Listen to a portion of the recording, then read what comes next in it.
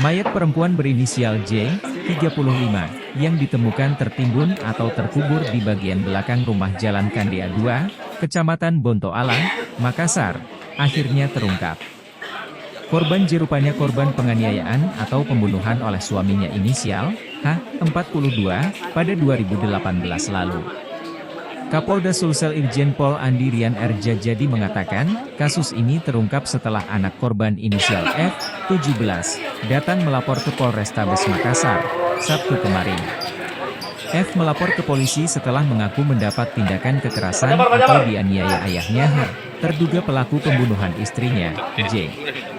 Awalnya ada korban seorang wanita usia 17 yang datang melapor ke Polrestabes Makassar melaporkan dugaan penganiayaan oleh ayahnya atau orang tuanya sendiri, kata Irjen Pol Andi Rian ditemui di lokasi. Dari interogasi penyidik, akhirnya terkuak bahwa H juga telah membunuh istrinya J pada 2018 lalu. Namun, pembunuhan itu tidak terkuak karena membangun alibi bahwa J kabur dari rumah dengan pria lain. Kemudian pada saat didalami oleh penyidik, dilakukan interogasi. Selain keterangan dia dianiaya oleh ayahnya, dia juga menceritakan bahwa ibunya bukan lari dengan pria lain, karena selama ini informasi setelah kita dalami istrinya katanya lari dengan laki-laki lain, ungkap Andi Rian. Ternyata dari keterangan si anak bahwa ibunya bukan lari tapi dianiaya sampai mati dan kejadiannya 2018, kalau kita hitung berarti sudah 6 tahun, sambungnya. Atas informasi F itu, tim Jatanras Polrestabes Makassar pun bergerak cepat menangkap Haji. Berdasarkan informasi itu kemudian penyidik lalu merespon cepat mengembangkan kemudian mengamankan pelaku, sebutnya.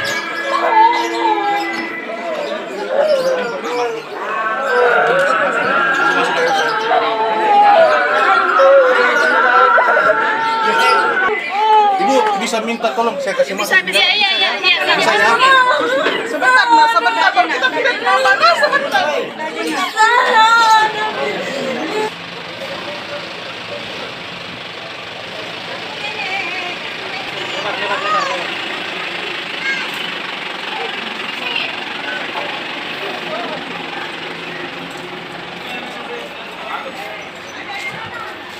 Namanya selama 5 tahun mulai dari Mana? pena 2. Oh ini.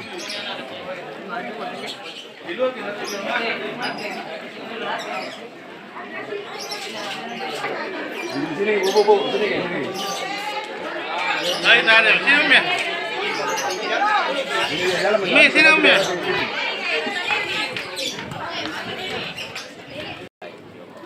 Ternyata dari keterangan si anak mengatakan bahwa ibunya juga itu bukan lari tetapi dianiaya sampai mati. Dan kejadiannya ini 2018. Ya, 2018 kalau kita hitung sekarang berarti 6 tahun. Sudah 6 tahun. Nah, berdasarkan informasi itu kemudian lalu penyidik segera merespon cepat, mengembangkan, kemudian mengamankan tersangka pelaku. Ya. Mengamankan pelaku. Nah, sekarang kita berada di dekat TKP. Jadi teman-teman penyidik didukung dari kedokteran forensik, kemudian identifikasi termasuk pendukung lainnya akan melakukan olah TKP. Sekilas sudah kelihatan ada tulang belulang. Tinggal nanti kita melihat, menguji apakah itu betul tulang manusia. Nah kemudian kita lakukan coba uji DNA karena keluarganya masih ada. Ya. Kemudian kita juga akan melihat tentu di mana benturan-benturan itu. Kalau pengakuan sementara almarhumah itu meninggal karena dipukul, dianiaya. Jenderal izin infonya korban ini dicor atau Bukan dicor. Jadi kalau sekilas saya lihat itu antara rumah ini itu ada tanah 1 meter dengan halaman belakang. Jadi dengan bangunan sebelah itu ada 1 meter. Nah itu tanah. Nah kemudian ditaruh situ cuma ditimbun begitu aja. Makanya pada saat kita cek ke sana lihat itu sudah nongol. Nah ini yang nanti akan tentu penyidik akan mendalami pada saat peristiwa itu terjadi, apakah tetangga-tetangga sebelah sini tidak mencium sesuatu atau apa gitu.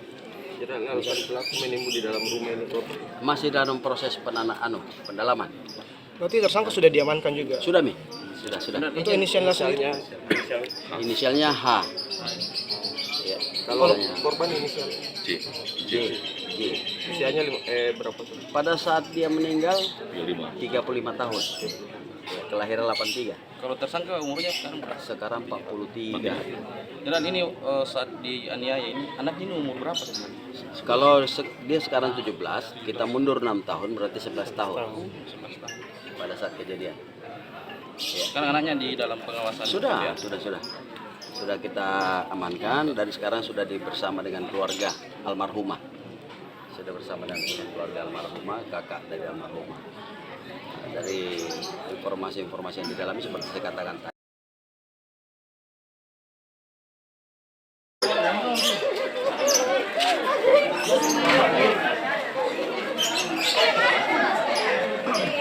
Dalam pipi, kasih pipi. Dalam pipi.